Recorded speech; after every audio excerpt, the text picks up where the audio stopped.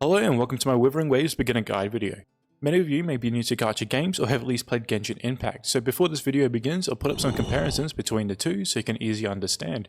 I hope you enjoy this guide and find it useful. If you just started playing WoW, you would have noticed your unit level isn't that high, and that's okay. There's a lot of stuff the game throws at you when we first start playing, such as the Databank level and the free 5-star weapon and character you can choose from, but we could talk more about those later. Now your unit level is more of a requirement that is needed to be able to progress more areas and systems. Now raising your unit level does a couple of things. When you eventually reach a higher unit level, you'll be able to increase your soul level, which is the game's overall difficulty system. Now increasing your soul level will let you use your wave plates, which is the game's energy system, more effectively, as you'll get rewarded with more resources if you get to use them at a lower soul level instead. But you should also note, if you don't increase your soul level, which also needs you to raise your unit level to increase it, your characters and weapons will be soft locked until you increase it. Now how do you get unit experience? Well, pretty much all you need to do is complete quest, use stamina, and explore the overworld. If you're new, following the main story will give you lots of unit XP, but if you get stuck requiring a higher unit level because you just spent the last 7 days completing all the available quests, and just looked at your phone that now has 99 voice messages about your car's extended warranty, the next best option would be the guidebook. The guidebook will give you challenges to complete to help you progress through the game, while also giving you useful resources and unit XP. But with that being said, completing the daily activities will provide you with majority of your unit XP, so be sure to complete those.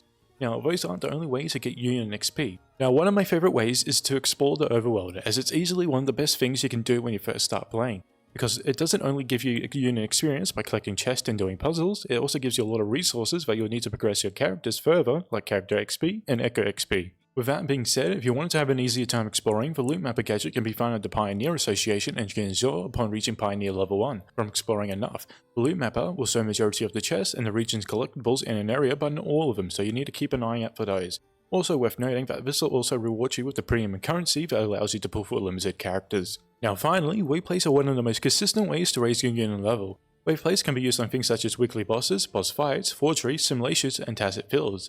But I wouldn't recommend using a lot of wave plates on those until you reach Databank level 21. But don't let that deter you from using your wave plates on whatever you want. Your wave plates replenish at a rate of 1 every 6 minutes with a cap of 240. If your wave plates reach the cap of 240, the overflow system activates and the excess wave plates you don't use will still accumulate over time to a cap of 480. You can refresh your wave plates using an item called Crystal Solvent, which will give you 60 wave plates. You can also use your pulling currency, but I wouldn't personally recommend doing that. You will be accumulating a lot of Crystal Solvent throughout the game, and it's up to you on how you want to use it. But you can either use it to power progress through the game faster, or take it slow and use them when you finally reach end game. Of course, you could do a bit of both, as you will eventually end up at the same point anyway. Now that you know the different methods to raise your unit level and gain materials for your characters or weapons, let's get into our next section, the Databank. Your Databank level can only be progressed by collecting different Echo tiers. The higher tier Echo you collect, the more Databank XP you receive. Highest tier Echoes can only drop by raising your Databank level, and you can only start collecting the highest tier when you reach Databank 15. Now you might have just started coming across tacit fields. The tacit field Echo drops are connected to your Databank level, and will only drop Echoes you have collected already.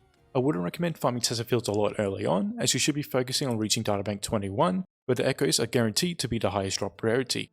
The only upside by doing the tacit fields is that it rewards you with XP to level your Echoes up, but it's not something I would use my waveplate refreshes on until Databank 21, as you should be getting a lot of Echo XP from the overworld and quest. Now you don't have to find the Echoes by yourself. The game lets you track any Echo, even ones you haven't collected yet, which is great, as this will help raise your Databank level faster.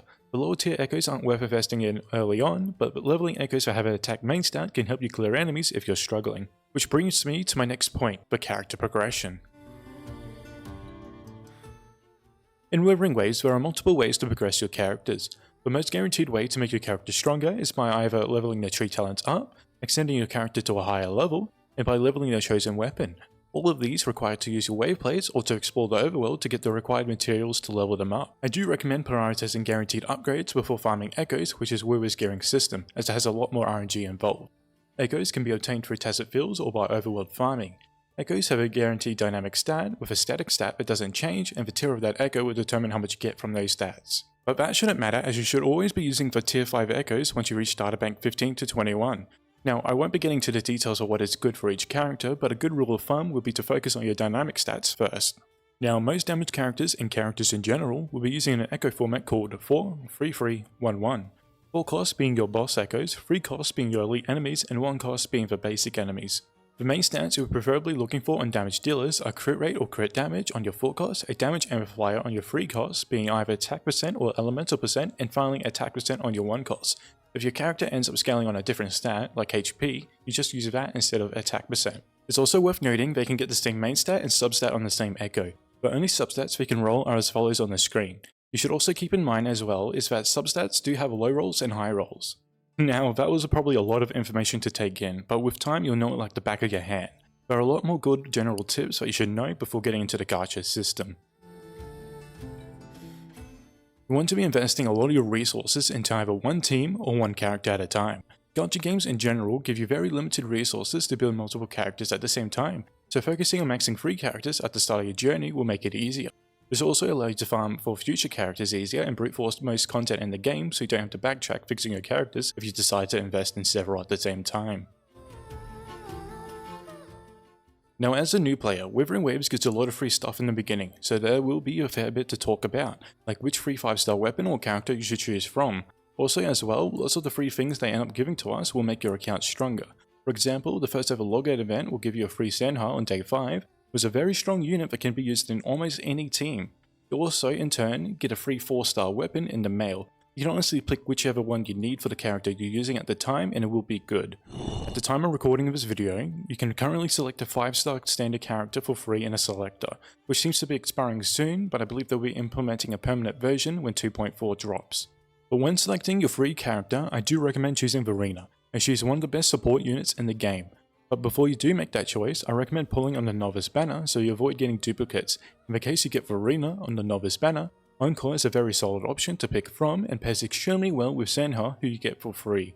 Now, after you have decided what characters you want, when you reach unit level 45, you receive a free 5-star weapon.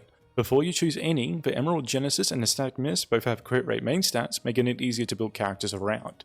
With that in mind, if you have chosen a character that doesn't use them, you can pick whatever weapon that is needed for that character, because you can eventually pull the other weapons later. Now, I would like to add in that most 4-stars are relevant outside of a select few weapons and characters, for better or worse. However, in turn, the standard weapon banner allows you to pick what 5-star you want, and guarantees you'll get that 5-star when you hit hard pity. For regular players, this means you usually get at least all 5 of the standard banner weapons between usually 6 to 12 months, meaning you don't have to worry about picking the wrong weapon for the characters you have at the time. This also means the typical baseline or free-to-play weapon when comparing characters outside of a select few will almost always be the standard 5-star weapons. Now I'll briefly touch upon the Gacha system. All limited banners and standard banners have a hard pity of 80. Character banners have a 50-50 system, so if you lose, the next 5-star is guaranteed. Your weapon banners have a guaranteed rate up, meaning no 50-50s and standard weapon bullshit. There's some basic maths since both banners' high period is 80. A typical limited character plus their weapon will be 160 pulls or 240 pulls depending if you have guaranteed or win the 50-50. And there's one last thing you should know, and it's that the shop is very valuable, giving you the choice to buy 7 of each pull with every monthly reset using the leftover currency that is gained from pulling. There's also the level bundles that are locked when reaching their respective unit level, so be sure to grab those when you can. That's pretty much it when it comes to getting into Wuthering Waves. It's a lot to take in as a beginner player.